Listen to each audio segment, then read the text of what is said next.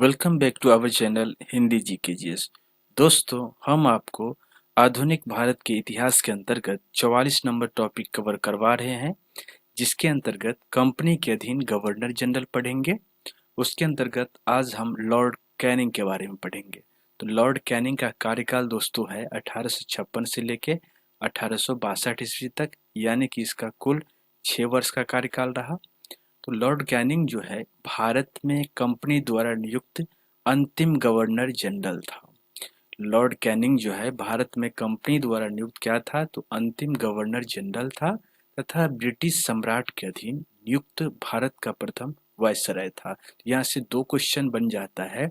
जो पहला तो यही हो गया, जो भारत में कंपनी द्वारा नियुक्त अंतिम गवर्नर जनरल कौन था, तो लॉर्ड कैनिंग था। और दूसरा यहाँ पे बन जाता है, जो भारत का प्रथम वायसराय कौन था, तो लॉर्ड कैनिंग था। लॉर्ड कैनिंग के ही समय की सबसे महत्वपूर्ण घटना थी 1857 ईस्वी की क्रांति। इस विद्रोह यानी कि इस क्रांति के बाद प्रशासनिक सुधार के अंतर्गत भारत का शासन कंपनी के हाथों से सीधे ब्रिटिश सरकार के नियंत्रण में ले लिया गया। लॉर्ड कैनिंग के समय में ही 1861 ईस्वी में उच्च न्यायालय अधिनियम बनाया गया, जिसके अनुसार पुरानी सुप्रीम कोर्ट और सदर अदालतों को समाप्त कर दिया गया तथा कलकत्ता, मद्रास तथा मुंबई में एक एक उच्च न्यायालय की स्थापना की गई। 1866 ईस्वी में आगरा में एक उच्च न्यायालय की स्थापना की गई, जिसे 1875 में इलाहाबाद स्थानांतरित कर दिया गया। लॉर्ड कैनिंग के समय में ही 1856 ईस्वी में विधवा पुनर्विवाह अधिनियम स्वतंत्र रूप से लागू हुआ। विधवा पुनर्विवाह अधिनियम के नियम विधवा पुनर्विवाह अधिनियम के नियम यानी कि इसको क्या लिखा गया है, ये 15 लिखा गया है, रोमन में लिखा गया है दोस्तों। यानी कि 15 द्वारा विधवा विवाह को वैध करार देते हुए पैदा होने वाले बच्चों को वैध माना गया। भारत में पहला कानूनी विधवा विवाह कलकत्ता में 7 दिसंबर 1856 ईस्वी को ईश्वर चंद्र विद्यासागर की प्रेरणा और देखरेख में संपन्न हुआ। लॉर्ड कैनिंग के ही समय में 1856 ईस्वी में पैतृक संपत्ति से संबंधित जो कानून बनाया गया, उसके अनुसार यह निश्चित किया गया कि धर्म परिवर्तन करने पर किसी व्यक्ति को उसकी पैतृक संपत्ति से वंचित नहीं किया जाएगा। 1857 ईस्वी में लॉर्ड कैनिंग के ही समय में महालेखा परीक्षक पद का सृजन किया गया, जो स्वतंत्रता के बाद नियंत्रक एवं महालेखा परीक्षक कहलाया। लॉर्ड कैनिंग के ही समय में भारत शासन अधिनियम 1858 ईस्वी के तहत मुगल सम्राट के पद को समाप्त कर दिया गया। लॉर्ड कैनिंग के ही समय में मैकाले द्वारा प्रारूपित दंड संहिता को 1858 ईस्वी में कानून बना दिया गया और 1859 ईस्वी में अपराध विधान संहिता लागू की गई। व्यापकगत सिद्धांत, जिसको आप डॉक्ट्रिन ऑफ लैप्स भी कहते हैं, यानी कि राज्य विलय की नीति को समाप्त कर दिया गया। किसके काल में, तो अभी किसकी चर्चा चल रही है, कैनिंग की चर्चा, यानी कि लॉर्ड कैनिंग के समय में। लॉर्ड कैनिंग के ही समय में 1861 ईस्वी में इंडियन काउंसिल एक्ट पारित हुआ तथा पोर्टफोलियो प्रणाली लागू की गई। अब लॉर्ड एल्गिन के बारे में देख लेते हैं। इनका कार्यकाल 1862 ईस्वी से लेकर 1863 ईस्वी तक था, यानी कि 1 वर्ष का था। लॉर्ड एल्गिन ने वहाबी आंदोलन का दमन किया। 1863 ईस्वी में धर्मशाला यानी कि हिमाचल प्रदेश में इसकी मृत्यु हो गई। लॉर्ड लॉरेंस, जो इनका कार्यकाल 1864 से लेके 1869 ईस्वी तक था, यानी कि कुल 5 वर्ष इसका कार्यकाल था। लॉर्ड लॉरेंस के समय में 1865 ईस्वी में भूटान ने ब्रिटिश साम्राज्य पर आक्रमण किया। अफगानिस्तान के संबंध में इसने अहस्तक्षेप की नीति अपनाई। किसने, तो लॉर्ड लॉरेंस ने, जिसे शानदार निष्क्रियता के नाम से भी जाना जाता है।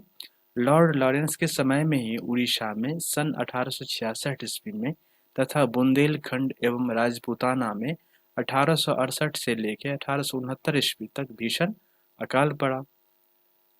लॉर्ड लॉरेंस के ही काल में हेनरी कैंपबेल के नेतृत्व में एक अकाल आयोग का गठन किया गया।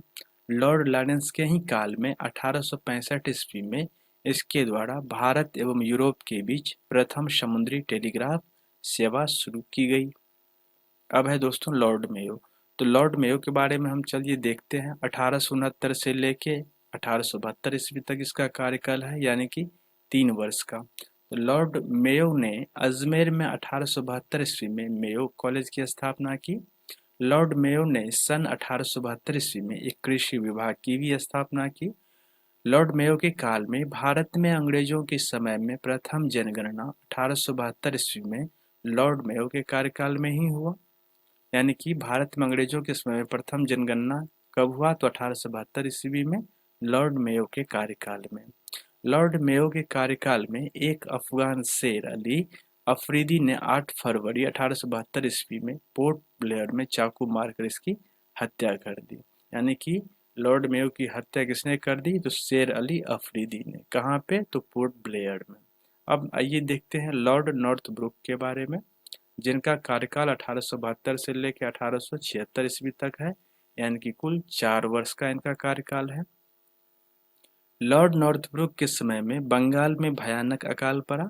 लॉर्ड नॉर्थब्रुक ने बड़ौदा के मल्हार राव गायकवाड़ को भ्रष्टाचार के आरोप में पदच्युत कर मद्रास भेज दिया। लॉर्ड नॉर्थब्रुक ने यह घोषणा की, मेरा उद्देश्य करों को हटाना तथा अनावश्यक वैधानिक कार्रवाइयों को बंद करना है। पंजाब का प्रसिद्ध कूका आंदोलन लॉर्ड नॉर्थब्रुक के समय में ही हुआ था। लॉर्ड नॉर्थब्रुक के समय में स्वेज नहर खुल जाने से भारत एवं ब्रिटेन के बीच व्यापार में वृद्धि भी हुआ था। अब देखते हैं लॉर्ड लीटन के बारे में। तो लॉर्ड लीटन का कार्यकाल 1876 से लेकर 1880 ईस्वी तक है, यानी कि कुल 4 वर्ष का कार्यकाल है इनका। तो लॉर्ड लीटन एक प्रसिद्ध उपन्यासकार, निबंध लेखक एवं साहित्यकार था। साहित्यकाश में इसे ओवन मेरिडिथ के नाम से जाना जाता है। ओवन मेरिडिथ के नाम से किसे जाना जाता है? लॉर्ड लीटन को। लॉर्ड लीटन के समय में बम्बई, मद्रास, हैदराबाद, पंजाब, मध्य भारत आदि में भयानक अकाल पड़ा था। लॉर्ड लीटन ने रिचर्ड एस्ट्रिची की अध्यक्षता में 1878 ईस्वी में एक अकाल आयोग की नियुक्ति भी की थी। 1 जनवरी 1877 ईस्वी को ब्रिटेन की महारानी विक्टोरिया को कैसर-ए-हिंद की उपाधि से सम्मानित करने के लिए दिल्ली दरबार का आयोजन किया गया था। किसके समय में? तो लॉर्ड लीटन के समय में। लॉर्ड लीटन के ही समय में मार्च 1878 ईस्वी में लीटन ने भारतीय समाचार पत्र अधिनियम यानी कि वर्नाक्यूलर प्रेस एक्ट पारित कर भारतीय समाचार पत्रों पर कठोर प्रतिबंध लगा दिए। विशेषकर राष्ट्रवादी समाचार पत्र सोम प्रकाश को प्रतिबंधित करने के लिए। इस कानून में प्रावधान था कि अगर किसी अखबार में कोई आपत्तिजनक चीज छपती है तो सरकार उसकी प्रिंटिंग प्रेस सहित सारी संपत्ति जब्त कर सकती है। अब नोट भी देख लेते हैं। पायनियर अखबार ने वर्नाक्यूलर प्रेस एक्ट 1878 का समर्थन किया था। लॉर्ड लीटन के ही समय में 1878 ईस्वी को भारतीय शस्त्र अधिनियम पारित हुआ, जिसके तहत शस्त्र रखने एवं व्यापार करने के लिए लाइसेंस को अनिवार्य बना दिया गया। लॉर्ड लीटन के ही समय में सिविल सेवा परीक्षाओं में प्रवेश की अधिकतम आयु सीमा 21 वर्ष से घटाकर 19 वर्ष कर दिया गया। नोट है, अब 1857 में सिविल सेवा परीक्षा में सम्मिलित होने की आयु 23 वर्ष निर्धारित की गई थी। 1859 ईस्वी में आयु सीमा को घटाकर 22 वर्ष और 1866 में इसको घटाकर 21 वर्ष कर दिया गया। लॉर्ड लीटन के ही समय में अलीगढ़ में एक मुस्लिम एंग्लो प्राच्य महाविद्यालय की स्थापना किया गया। आइए देखते हैं लॉर्ड रिपन के बारे में, जिनका कार्यकाल 1880 से लेकर 84 ईस्वी तक था, यानी कि 4 वर्ष का इनका कार्यकाल था। तो लॉर्ड रिपन के बारे में बात करते हैं तो प्रधानमंत्री ग्लैडस्टोन के परामर्श पर लॉर्ड रिपन ने सर्वप्रथम समाचार पत्रों की स्वतंत्रता को बहाल करते हुए सन 1882 ईस्वी में वर्नाक्यूलर प्रेस एक्ट को समाप्त कर दिया और भारतीय भाषाओं में प्रकाशित होने वाले समाचार पत्रों को भी वही सुविधाएं दी गई जो अन्य समाचार पत्रों को प्राप्त थी। यानी कि लॉर्ड रिपन अभी हम पढ़ रहे हैं लॉर्ड रिपन के बारे में, इससे पहले पढ़े थे लॉर्ड लीटन के बारे में। लॉर्ड लीटन ने क्या किया था, समाचार पत्रों पर कठोर प्रतिबंध लगा दिया था, जबकि लॉर्ड रिपन ने इस प्रतिबंध को हटा दिया। लॉर्ड रिपन के बारे में बात करते हैं तो इसने सिविल सेवा में प्रवेश की अधिकतम आयु सीमा को 19 वर्ष से बढ़ाकर 21 वर्ष कर दिया। लॉर्ड रिपन के ही काल में स्थानीय स्वशासन की शुरुआत की। 18 मई 1882 ईस्वी को स्थानीय स्वशासन संबंधी एक कानून बनाया गया, जिसके आधार पर विभिन्न प्रांतों में 1883 से लेकर 1885 के मध्य स्थानीय स्वशासन संबंधी कानून बनाए गए। लॉर्ड रिपन के समय में ही भारत में सन 1881 ईस्वी में सर्वप्रथम नियमित जनगणना करवाई गई। किसके समय में? लॉर्ड रिपन के समय में। तब से लेकर अब तक प्रत्येक 10 वर्ष के अंतराल पर जनगणना की जाती है। 1881 ईस्वी की जनगणना में हैदराबाद और राजपूताने को नहीं जोड़ा गया था। भारत में पहली बार जनगणना सन 1872 ईस्वी में हुई, परंतु इसमें भारत के संपूर्ण भागों का प्रतिनिधित्व नहीं हुआ था। लगभग 20% भारत का भाग इसमें छूट गया था। लॉर्ड रिपन के द्वारा ही सन 1881 ईस्वी में प्रथम कारखाना अधिनियम लाया गया। इसमें 7 वर्ष से कम आयु के बच्चों को काम करने पर प्रतिबंध लगा दिया गया और 7 से 12 वर्ष के श्रमिकों के लिए 9 घंटे से अधिक कार्य कराया जाना प्रतिबंधित कर दिया गया।